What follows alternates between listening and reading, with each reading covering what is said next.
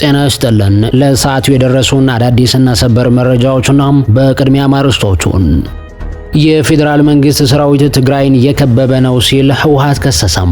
ድርጅቱ የፌዴራል መንግስት ተደጋጋሚ የድሮን ጥቃቶችን እየፈጸመ መሆኑን በመጥቀስ ጥቃት ደግሞ የሚሰነዝር ከሆነ ራሱን የመከላከል እርምጃ እንደሚወስድም ይፋ አድርጓል። ይህ በእንዲህ እንዳለ የአሜሪካ ኤምባሲ ልዑክ በሚቀጥለው ሳምንት መቀለ ይገባል ተብሎ ይጠበቃል። በአዲስ አበባ የሚገኘው የአሜሪካ ኤምባሲ ከፍተኛ ልዑካን ቡድን ደግሞ በሚቀጥለው ሳምንት ወደ መቀለ ከተማ ያቀናል ተብሎ እንደሚጠበቅ ከጉዳዩን ጋር ቅርብ ከሆኑ ምንጮች ያገኘነው መረጃ ያመለክታል። በመጀመሪያ እንዳስሰዋለን።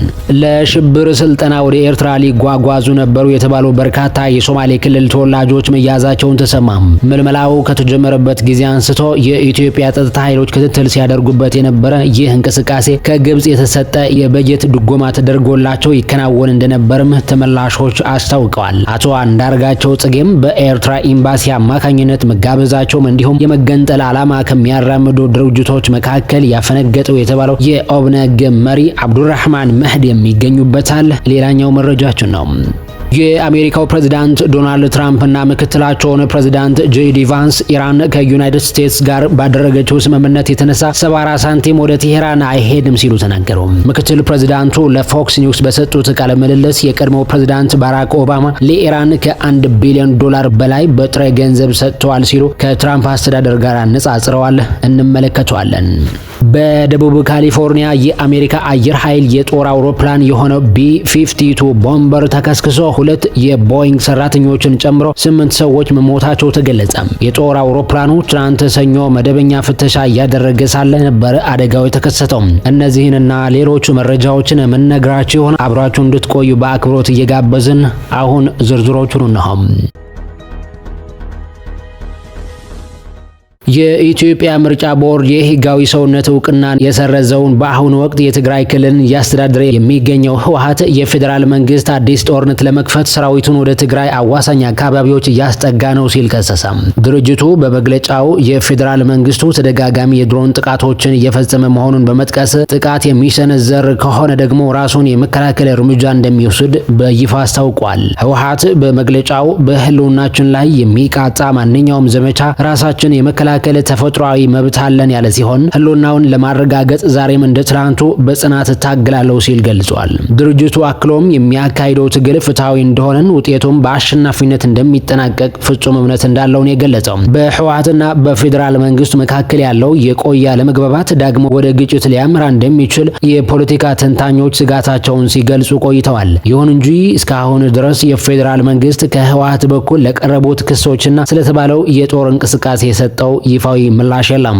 ህወሓት በመግለጫው የፌዴራል መንግስቱን ጥቃት ለመከላከል እንደሚታገል ቢገልጽም ይህን አዲስ እንቅስቃሴ የራስን እድል በራስ የመወሰን መብትን ለማረጋገጥ የሚደረግ ትግል ሲልም ገልጾታል። እስካሁን ድረስ ጦርነት ያልተቀለበሰው በእኛ ትዕግስት ምክንያት ነው ያለው ህወሓት ይልቁንም የፌዴራል መንግስቱ እኛኑ በጦርነት ትንኮሳ እየከሰሰ ይገኛል ሲል ወንጅሏል። ይህ የህወሓት መግለጫ የወጣው የቀድሞ የናይጄሪያ ፕሬዝዳንት ኦሉሴጉን ኦባሳንጆ መሪነት እንዲሁም በአውሮፓ ህብረት በአሜሪካና በአፍሪካ ህብረት ድጋፍ ሰጪነት የተጀመረው የሽምግልናና የሰላም ሂደት ባለፉት ቀናት ጥረት እየተደረገበት ባለው ወቅት መሆኑን ጉዳይን አሳሳቢ አድርጎታል። ይህ በእንዲህ እንዳለ የአሜሪካ ኤምባሲ ልዑክ በሚቀጥለው ሳምንት መቀለን እንደሚገባ ተገለጸ።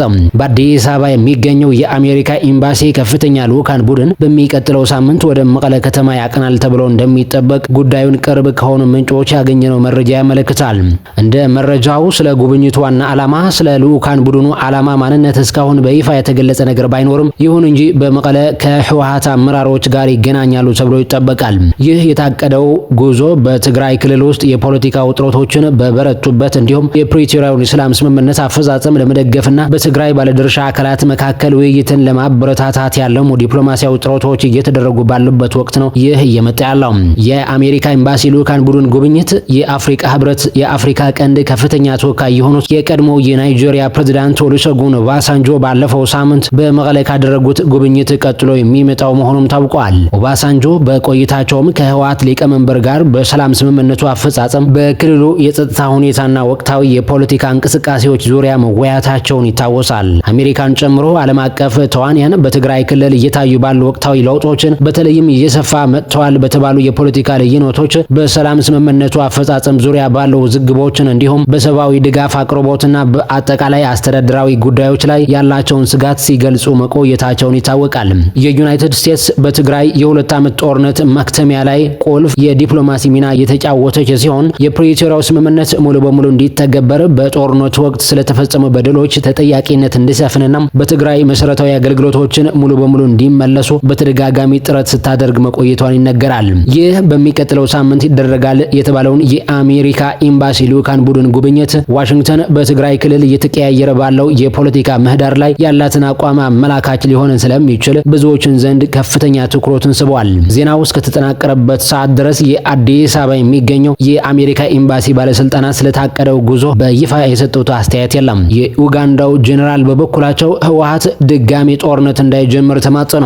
የኡጋንዳ መከላከያ ኃይል ዋና አዛዥ የሆኑት ጄኔራል ሞሆዚ ካይኖርጋባ ዛሬ በኤክስ ገጻቸው ላይ ኢትዮጵያን በተመለከተ አስተያየት አስፍረዋል። ይህ የጄኔራሉ መልእክት በቀጥታ ህወሓትን የሚመለከት ሲሆን ሲናገሩም በትግራይ የሚገኙ ታላላቅ ወንድሞቼ ሌላ ጦርነት እንዳይጀምሩ እለምናቸዋለሁ፣ በጣም ወዳቸዋለሁ፣ ግን ጦርነት ሰልችቶናል ብለዋል። አክሎም አሁን ወንድሜን ጠቅላይ ሚኒስትር አብይ አህመድን ደግፋለሁ በማለት አስታውቀዋል። የፕሬዝዳንቱ ዩዌሪ ሙሴቬኒ ልጅ የሆኑት እኚህ ጄኔራል አወዛጋቢ አስተያየቶችን በመስጠት የሚታወቁ ጄኔራል ናቸው። በተሳሳተ መረጃ ተደልለው ለሽብር ስልጠና ወደ ኤርትራ ሊጓጓዙ የነበሩ የተባሉ በርካታ የሶማሌ ክልል ተወላጆች መያዛቸው ተሰማ። ምልመላው ከተጀመረበት ጊዜ አንስቶ የኢትዮጵያ ጸጥታ ኃይሎች ክትትል ሲያደርጉበት የነበረው ይህ እንቅስቃሴ ከግብጽ የተሰጠ የተባለ የበጀት ድጎማ የሚከናወን እንደነበር ተመላሾች አስታውቀዋል። አቶ እንዳርጋቸው ጽጌ በኤርትራ ኤምባሲ አማካኝነት መጋበዛቸውን አስታውቀው በተገኙበት የፖርት ሱዳኑ ጽምዶ ስብሰባ ላይ ከነበሩት የመገንጠል ዓላማ ከሚያራምዱ ድርጅቶች መካከል ያፈነገጠው የኦብነግ መሪ አብዱራህማን መህዲን ይገኙበታል። አብዱራህማን መህዲ በፖርት ሱዳን ኢትዮጵያን ተባብሮ ለመውጋት ተደረገ በተባለው ስብሰባ ላይ ከተሳተፉት በኋላ ወደ ኤርትራ በመሄድ ከፕሬዝዳንት ኢሳያስ አፈወርቂ ጋር ክልሉን በሽብር ላይ ለመጣል ስልጠና ስለሚሰጥበት አግባብ ተወያይተው ከስምምነት መድረሳቸውን በአንዳንድ ሚዲያዎች ይፋ ሆኖ ነበር። በአሁኑ ወቅት በሶማሌ ክልል አልሸባብ እየሆነ እያስቸገረ ያለውን ታጣቂ ኃይል በኤርትራ ሰልጥኖ የወጣ እንደሆነ የሚናገሩ የዜናው ምንጮች የኤርትራ መንግስት ለኦብነግ ምልምሎች ወደ ኤርትራ የሚጓዝበትን አቅጣጫ ጭምር መክሮ እንደነበር ገልጿል። ቀደም ሲልም ጀምሮ በኤርትራ ውስጥ መጠለያና ስልጠና በማግኘት እንዲሁም ከሌሎች ሀገራት ፋይናንስ በማሰባሰብ ኢትዮጵያን እንዲወጉ ድጋፍ ሲደረግላቸው ከነበሩት እንደ ኦነግ፣ ደምሐት የሚባሉ ድርጅቶች መካከል ኦብነግም አንዱ ነበር። ለውጡን ተከትሎ ከአስመራ ወደ ኢትዮጵያ በሰላም ስምምነት ከገቡት ነፃ አውጪ ነን ባዩት ድርጅቶች መካከል አንዱ የሆነው ኦብነግ ብዙም ሳይቆይ ሊቀመንበሩ አሰናብቶ ነበር። በሚያዝያ ወር 2017 ዓ.ም የቀድሞው ሊቀመንበር አብዱራህማን ኃላፊነታቸውን በአግባቡ ባለመወጣታቸውና የተገኘውን የሰላም አየር ወደ ጎን በመተው ማዕከላዊ ኮሚቴውን ባልተገኘበትና ውሳኔ ባልተሰጠበት በራሳቸው ተነሳሽነት የፓርቲው አቋም ያልሆኑ ግጭት ቀስቃሽ መግለጫዎችን በማውጣታቸውና የተለያዩ አስተዳደራዊ ክፍተቶችን በመፍጠራቸው ከኃላፊነታቸው እንዲነሱ ተደርገው ነበር።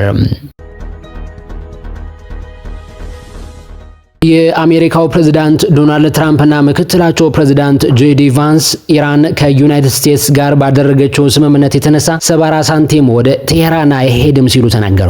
ምክትል ፕሬዝዳንቱ ለፎክስ ኒውስ በሰጡት ቃለ ምልልስ የቀድሞ ፕሬዝዳንት ባራክ ኦባማ ለኢራን $1 ቢሊዮን በላይ በጥሬ ገንዘብ ሰጥተዋል ሲሉ ከትራምፕ አስተዳደር ጋር አነጻጽረዋቸዋል። ኳታር $300 ቢሊዮን ለኢራን ትሰጣለች፣ እንዲሁም 24 ቢሊዮን እንዳይንቀሳቀስ የተደረገ የቴሄራን ሀብት ይለቀቃል ስለተባለው ሲጠየቁ ቫንስ በመሰረቱ ይህ የኢራናውያን ፕሮፓጋንዳ ነው ብለውታል። ይሁን ያለው የተወሰኑ ግለሰቦች ለሀገር ውስጥ ማህበረሰብ ስምምነቱን በጎ እንደሆነ በተቻለ መጠን ለማሳየት እየሞከሩ ነው ሲሉ ምላሽ ሰጥተዋል።